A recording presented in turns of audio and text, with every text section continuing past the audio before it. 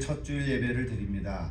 우리 2026년 한 해도 하나님의 은혜와 평강이 또 여러분과 또 여러분 가정 가운데 함께 하시기를 축복합니다.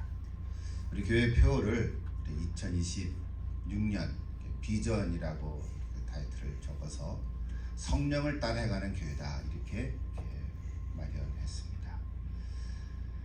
교회는 예수를 그리스도로 믿는 사람 한 사람이 교회라 했습니다.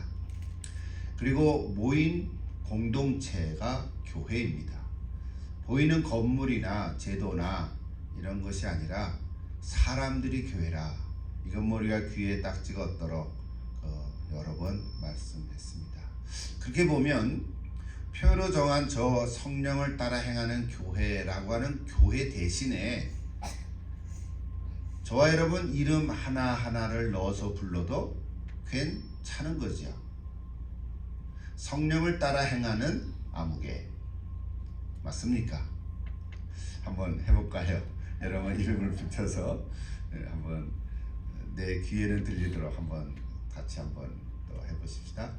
성령을 따라 행하는 김경수. 제가 마이크 써서 제 이름만 들렸나요? 다시 한번. 성령을 따라 행하는 오케이. 여러분 한 해 동안 저나 여러분이나 성령을 따라 행하는 사람들 되기를 기도합니다.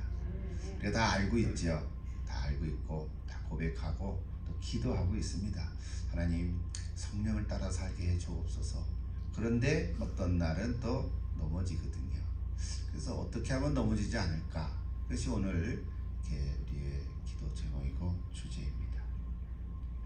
갈라디아서 5장은 그리스도인의 자유라고 하는 특별한 제목을 붙여서 그 전체가 그리스도의 참 자유, 자유 헌장 이렇게도 이렇게 제목을 붙이기도 합니다.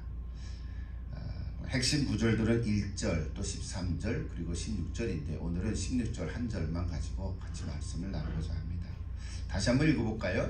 우리 아까 여러 번 읽었는데 내가 이르노니 너희는 성령을 따라 행하라.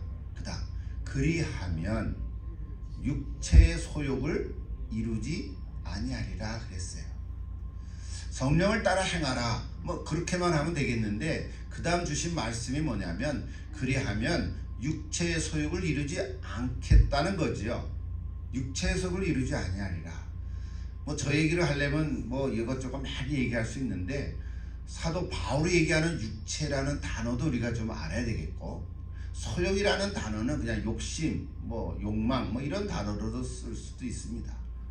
또 성령을 따라 행하라 하는 그 행하라는 말은 한 번으로 끝나는 얘기가 아니라 지속적으로 계속하라 이런 문법적인 이해도 있습니다. 어쨌든 이런 얘기 다 우리가 몰라도 하나는 분명합니다. 성령을 따라 행하면 육체의 욕심을 이루지 않을 것이다. 그 다음 17절을 읽지 않았지만 여러분 17절 같이 다시 한번 보십시다. 육체의 소욕은 성령을 거스리고 성령은 육체를 거스리나니 이 둘이 서로 대적함으로 너희가 원하는 것을 하지 못하게 하려 함이라 그랬어요. 아하, 왜 성령을 따라 행하라고 말씀하셨을까? 육체의 소욕을 이루지 않게 하기 위함인데 이 두 가지는 서로 거스리고 대적한다는 거예요. 육체의 소욕이 있으면 성령의 소욕도 있겠죠. 그 소욕이라는 말이 우리는 욕심하면 좀 부정적으로 쓰지요. 사실은 육체의 욕심하면은 뭔가가 일단은 성적인 그런 욕망 같은 것을 탁 들어오는데 물론 그것도 포함되어 있지만 전체는 아니지요. 그러니까 성령의 소욕, 성령의 요구도 있는 거죠. 그런 단어는 없지만 두 가지가 다 디자이어가 있는 거예요. 육체의 소욕도 있고 성령의 소욕도 있고. 왜 저 두 단어를 썼을까요? 오늘 저와 여러분은 이미 예수를 처음 믿는 사람이 아니고 아예 예수를 안 믿는 사람들이 아니라 몇 년, 몇십 년을 예수를 믿어온 사람들이잖아요. 그러니까 이미 성령이 내 안에 계신 거죠. 확실합니까? 이것부터 얘기하려면 또 한참 걸리겠지만 이미 우리는 성령이 내 안에 계십니다. 그러니까 성령이 내 안에 계시는데 그럼에도 불구하고 내가 여전히 몸을 가지고 있기에 이 몸의 소욕과 성령의 소욕이 부딪힌다는 거죠. 근데 그 부딪히는 자체가 사실은 이미 예수를 믿고 있는 증거라는 거죠. 그래서 또 둘이 대적한다는 거죠. 그러니까 중간지대는 없습니다. 성령과 육체가 둘이 대적할 때 중간은 없는 거예요.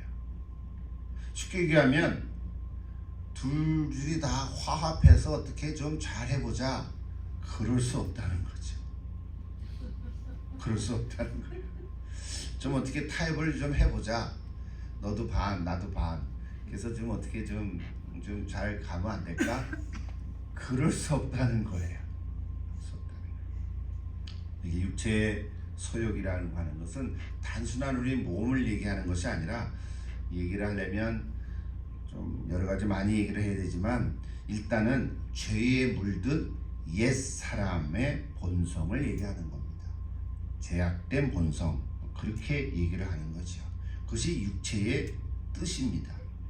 그냥 우리 몸뚱아리를 얘기하는 게 아니라 내 안에 있는 죄성을 의미하는 거죠. 그러니까 오늘 우리 성령을 따라서 행하는 목적은 분명한데 17절 후반절에 뭐가 있나요? 너희가 원하는 것을 하지 못하게 한다는 거죠. 우리가 원하는 것이 뭡니까?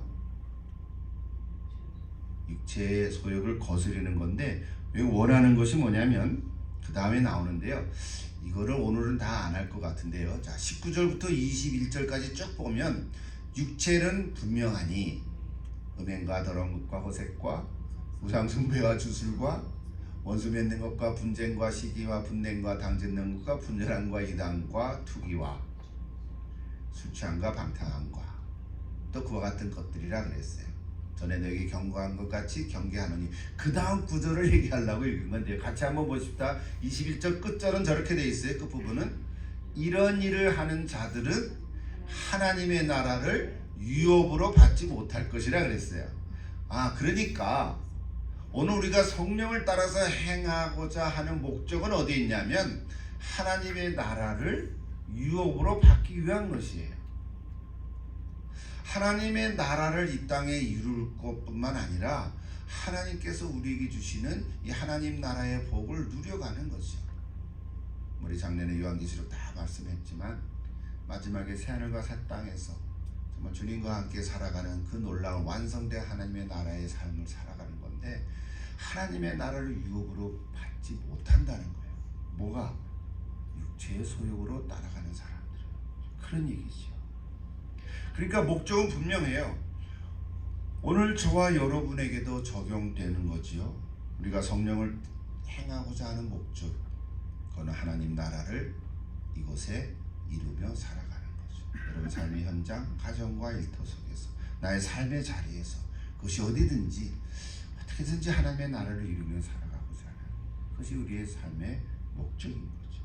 여러분 다 오늘 그렇게 되기를 축복합니다. 자, 그러기 위해서는 우리가 해야 할 일이 있는데, 말씀을 보면 분명하죠. 육체의 소욕을 따라가지 않으면 되겠네. 맞죠? 그럼 성령의 열매를 맺는 일이죠. 당연한 거죠.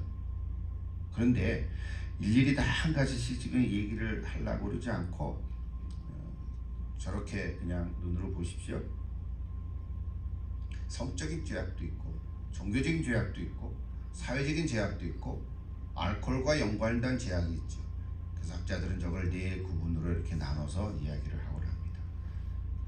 많은 사람들은 그런데 저것들을 행하면서도 죄악이라고 생각을 안 한다고 하는 데 있어요. 한번 생각해 보십시오. 오늘 저와 여러분이 저 단어를 볼 때 저거 다 죄인데 하는 생각이 있지만, 아직 하나님을 모르거나 성령을 따라서 살아가지 않는 사람들에게는 저거가 죄가 아닌 거예요. 근데 뭐가 죄가 되냐면, 걸리지 않으면 죄가 안 되는데 걸리면 죄가 되는 거예요. 음행을 행하거나 더러운 것과 호색을 하다가도 무슨 성폭력을 행해서 성폭행죄가 되면 죄가 된다고 생각하는 거예요. 우상숭배나 주술도 죄가 아닌데 사기를 쳐서 저기서 돈을 뺏기게 되면은 이제 죄가 된다고 생각을 하는 거예요. 원수 맺는 거, 분쟁 시기 저거 다 뭐예요? 사회적인 죄악들인데 싸우다가 칼부림이 일어나고 상해를 입히면 그건 이제 죄가 된다고 생각들을 하는 거죠. 여러분, 술 취한다고 죄가 됩니까? 아니죠. 술 취하고 운전하면 죄가 되지요. 이렇게들 생각한다는 거죠. 일반 사람들은. 근데 오늘 저희들은 저거하고 전혀 관점이 다른 거예요. 원리는 육체를 우리가 하지 않도록 애써서 노력해 가는 것이 아니라, 여기 핵심이죠.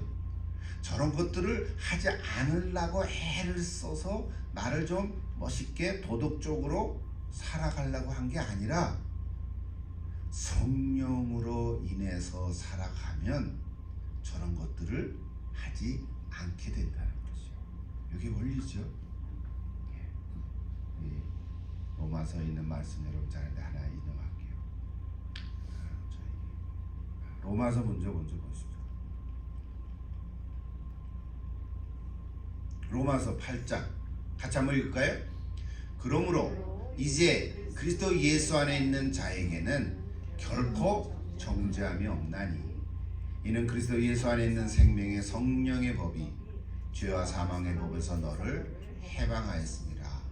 율법이 육신으로 말미암아 연약하여 할 수 없는 그것을 하나님은 하시나니 곧 죄로 말미암아 자기 아들을 죄 있는 육신의 모양으로 보내어 육신의 죄를 정하사 육신을 따르지 않고 그 영을 따라 행하는 우리에게 율법의 요구가 이루어지게 하려 하심이라 그랬어요.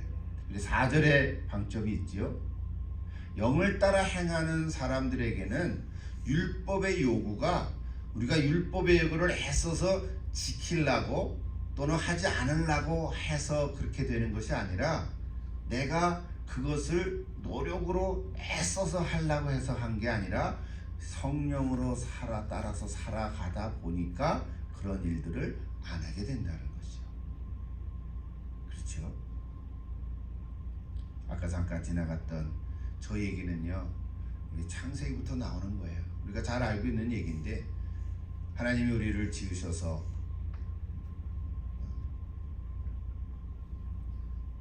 창세기 2장 7절에 땅의 흙으로 사람을 지으시고 생기를 그 코에 불어넣으니 뭐가 됐다 그랬죠? 사람이 생명이 됐다 그랬어요. 그런데 창세기 6장 3절에 보면 나의 영이 영원히 사람과 함께 하지 않으니, 왜? 죄가 너무 관영해서 하나님이 이제는 사람 만든 걸 후회하신다까지 말씀을 하셨어요. 그래서 6장 3절에 보면 뭐가 나옵니까? 그들이 육신이 되었다고 표현을 하고 있어요. 이걸 다 설명은 안 하고 그냥 이렇게 넘어갈게요. 뭔 얘기인지 다 이해가 되지. 하나님은 원래 우리를 사람이 생명이 되도록 생기를 불어넣어 주셨다. 하나님의 영 즉 성령으로 살아가게끔 만들어 놓으셨는데 죄가 들어와서 그것이 끊어졌거든요. 그래서 창세기 6장에 보면 죄가 얼마나 많아졌는지 사람이 육체가 됐다 그랬어요. 그때 말하는 육체라는 것이 죄의 속성, 죄된 인간들이 됐다는 거거든요. 그것이 쭉 넘어오다가 이제 성령이 임하셔서 우리를 새롭게 변화시킨 거죠. 그래서 아까 읽은 우리 로마서 8장의 말씀이 나온 거죠. 저 얘기들은 다 여러분이 이해가 될 줄 압니다. 맥을 같이 하는 거죠. 앞으로 저 주제에 대해서는 더 계속 설교를 이렇게 할 계획들이 있는데요. 오늘은 한 가지만 말씀을 드리려고 합니다. 그러면 우리가 성령을 따라 행하려면 어떻게 해야 되는가? 첫째는 오늘은 말씀의 핵심을 가지고 한 가지만 말씀드립니다. 그에 맞는 영양분을 잘 섭취해야 된다. 저렇게 말을 만들어 봤습니다. 영양분을 잘 섭취하라. 좀 비유적인 표현이죠. 무슨 말일까요? 하나님의 말씀을 먹어야 한다는 거죠. 영양분을 공급한다. 음식을 먹어야 한다는 거죠. 가스를 공급해줘야 방을 따뜻하게 하는 것처럼 음식을 먹어야 힘을 얻는 것과 같은 거죠. 그러니까 성령님은 이미 우리 속에 거하시지만 여러분 성령님은 나중에는 또 이제 어느 한 주제에 가서 성령님에 대해서 말씀을 또 한번 나눠볼게요. 이미 다 아는 거지만 성령님은 우리 속에 거하시면서 성령 스스로 역사하시지는 않으세요. 우리는 이제 그러기를 원하는데 여러분 성령하면 뭔가 불 같은 성령을 얘기하죠. 뭔가 그냥 강하고 힘을 얘기하는데 성령은 그러지를 않으시는 거예요. 성령은 항상 그리스도와 함께 일하시고 그리스도를 드러내주세요. 성령은 스스로를 드러내지 아니하시고 성령님은 항상 예수님을 드러내세요. 그러니까 성령으로 충만한 사람들은 그리스도가 드러나는 거예요. 이상하지요? 성령으로 충만한 사람들은 그러므로 내가 드러나지 아니하고 그리스도가 드러나는 거예요. 그럴 수밖에 없는 거예요. 그래서 그게 원리거든요. 그래서 저기 보세요. 영양분을 다 섭취하라는 말은 내 안에 성령님이 계신데 성령을 따라 살아가려고 우리가 하면 성령님에게 공급해주는 영양분이 있어야 돼요. 그게 바로 하나님의 말씀인 거예요. 말씀이 자꾸 있어야 성령님이 그 말씀을 따라서 그리스도를 드러내게 해주신다. 성령의 역사는 무슨 주문을 외우듯이 우리나라 나와라 뚝딱 도깨비 방망이를 얘기하는 게 아니에요. 그렇게 해서 나오는 게 아니라 하나님의 말씀을 생각나게 하시고 그 생각나게 하는 말씀을 듣고 순종하게 하시는 것이 성령님의 하시는 일이거든요. 그래서 오늘 첫째로는 영양분을 공급해 줘야 돼요. 우리 읽지 않았지만 그래서 성령의 열매는 5장 22절 23절에 9가지의 열매라고 해서 쭉 나열된 구절들이 있죠. 그 뭐죠? 사랑과 희락과 화평과 오래 참음과. 지난 우리 1월 1일 날 권사님이 그 기절을 보고 있었더라. 성령의 열매는 우리의 인격들인 것이죠. 그러므로 오늘 우리가 제일 첫째로 해야 할 일은 하나님의 말씀을 꾸준하게 공급해 줘야 돼요. 우리 새해가 됐으니까 또 새해 또 내 성경을 한번 통독하리라 이렇게 마음먹은 분도 계실 거예요. 또 내 계획한 대로 어떤 정해진 성경을 읽고 싶은 분도 계실 거예요. 우리 교회 공동체 전체적으로는 매일 성경의 안내를 받아서 우리가 정해진 날짜에 이렇게 맞춰서 성경을 읽곤 합니다. 중요한 것은 읽기만 하면 안 되고 그 중에 한 절이라도 묵상해야 합니다. 묵상한다는 것이 영양분을 섭취하는 것입니다. 이때 조심할 것은 여러분 너무 비약해서 묵상하면 안 됩니다. 말씀의 묵상을 하다가 혼자 상상의 날개를 펴서 그냥 벗어납니다. 엉뚱한 생각을 할 때가 있어요.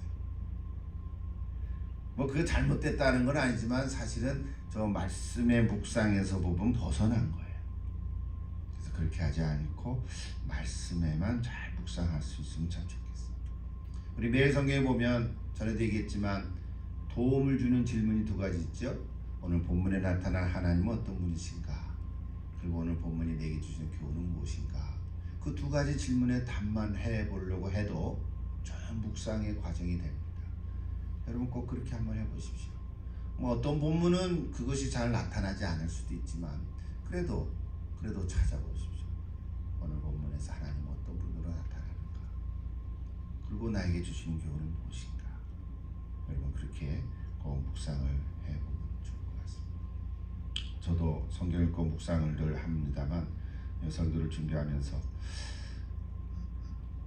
나는 혹시 설교 준비를 위해서는 내가 성경을 읽고 연구도 하고 관련된 책도 읽고 또 묵상도 하지만 나 자신의 영성을 위해서는 내가 얼마나 하나 하는 생각을 문득 하게 됐어요. 내 자신을 위해서 설교 준비를 위해서가 아니라 나 자신을 위해서 내가 성경을 얼마나 묵상하고 내게 이렇게 교훈을 삼는가 하는 생각해 보니까 그렇지 못할 때도 있는 것 같아요. 다시 한번 나를 돌이켜보면서 나를 위한 시간을 더 많이 내겠다 하는 생각을 갖습니다. 여러분도 올 한 해 동안 하나님 말씀을 묵상하는 시간을 꼭 가질 수 있기를 바랍니다. 두 번째는 저렇게 성령을 따라 행하려면 영양을 잘 섭취해야 되지만 두 번째는 그 섭취한 영양분을 잘 소화시켜 줘야 됩니다. 먹기만 하면 어떻게 해요? 소화를 안 시키면 배탈이 나지요. 그러면은 이렇게 뭐 설사를 할 수도 있고 급하면 토할 수도 있어요. 그럼 먹은 거 다 소용이 없지 않습니까? 섭취한 영양분을 잘 소화시켜야 돼요. 소화시켜 준다는 건 뭐냐면 말씀을 적용하는 거예요. 이게 적용이라는 게 이게 또 참 힘든 거예요. 우리가 전에 큐티를 강의도 했고 또 제가 세미나도 여러 번 했었는데요. 근데 그때 보면 적용하는 걸 참 힘들어하는 분들이 여러 분 계신 걸 제가 발견했습니다. 근데 적용에 대해서 나중에 또 기회가 있으면 더 많이 말씀하겠지만 일단은 기본적인 것은 그래서 3P라고 해서 저렇게 안내를 합니다. 첫째는 personal, 둘째는 practical, 셋째는 possible 이렇게 얘기를 합니다. 말씀 적용은 개인적인 거여야 된다는 거죠. 개인적인 것이라는 것은 나한테 적용하라는 거죠. 근데 우리는 말씀 읽다 보면 가끔 이 말씀은 내 남편이 적용하면 딱 좋은 말씀인데 라는 생각을 가져요. 그럴 때가 종종 있죠. 뭐 남편 아니면 아내일 수도 있고 아니면 어떤 친구일 수도 있고 그 친구가 요거 적용하면 좋은데 하는 생각이 있는데 그렇게 하면 안 된다는 거죠. 나한테 하라는 거죠. 나한테 개인적인 거라는 거예요. 이게 말은 쉬운 것 같은데 이게 쉽지가 않아요. 또 이거는 교회에 전체적으로 적용해야 되는 거야 뭐 이런 생각을 가질 수도 있어요. 조심할 필요가 있죠. 두 번째는 practical이라는 거는 구체적이라는 거죠. 그래서 concrete라고 말을 하기도 합니다. 너무 적용을 크게 잡거나 기간을 오래 잡으면 그는 힘이 빠집니다. 내가 오늘 이제 새해가 됐으니까 내가 오늘 성경을 1년 동안 날마다 읽어야지. 그건 적용하기가 어려워요. 그건 적용이 아닌 거예요. 그냥 생각이지. 못할 때가 있거든요. 너무 그렇게 길게 잡지 말고 한 주간 또는 하루 적용 구체적으로 작은 것이라도 아주 작은 것이라도 오늘 내가 할 수 있는 부분. 생각하니까 나 누구한테 전화를 걸어야지. 그래서 전화를 걸어서 그때 내가 만났는데 좀 미안하다는 말을 해야지. 이런 거 하는 거예요. 그게 적용거리예요. 또는 재정적으로 어려운 사람에게 좀 부끄럽지 않게 전화해서 약속을 한 다음에 월마트에 가서 쇼핑하자. 그래놓고는 은근슬쩍 몇 개를 사서 이거 너 가져. 그렇게 해줄 수도 있는 거예요. 별거 아닌 것 같지만 이것이 구체적인 적용이에요. 뭐 일일이 다 예를 들 수는 없겠습니다. 마지막 파시브는 뭘까요? 가능한 적용을 하는 거예요. 전에 우리가 그 큐티 그룹에서 나온 얘기들이 참 많은데요. 불가능한 것들 그는 적용할 수가 없어요. 내가 어떤 사람을 만나서 그 사람한테 가서 좀 만나서 얘기를 해야 되겠다 하고 집을 찾아갔는데 얼마 전에 세상을 떠났다는 거예요. 그럴 수도 있어요. 그럴 수도 있죠. 지난 1월 1일에도 스위스에서는 또 좀 젊은이들이 스키 타다가 그냥 불이 나서 100여 명이 세상을 떠났다는 얘기를 들었어요. 40명인데 뭐 중환자까지 하고 그런 얘기를 제가 들었어요. 내일 일을 잘 모르는 거죠. 가능한 것. 여러분 나중에 이 적용에 대해서 좀 더 말씀을 드립니다. 어쨌든 한 가지 분명한 것은 개인적이고 구체적이고 가능한 것이라고. 그 기준을 가지고 여러분 한번 적용해 보십시오. 어떨 때는 기도 자체가 적용일 수도 있어요. 오늘 말씀을 보고 내가 기도해야지. 기도 자체가 적용. 또는 억지로 적용하지 않는 거가 적용일 수도 있어요. 억지로 적용을 하려다가 적용거리가 아닌데 억지로 하는 것보다는 내가 오늘은 이거 적용하기가 어렵다. 적용 안 하는 것도 괜찮을 수도 있어요. 어쨌든 여러분 오늘은 성령을 따라 행하는 교회, 성령을 따라 행하는 나.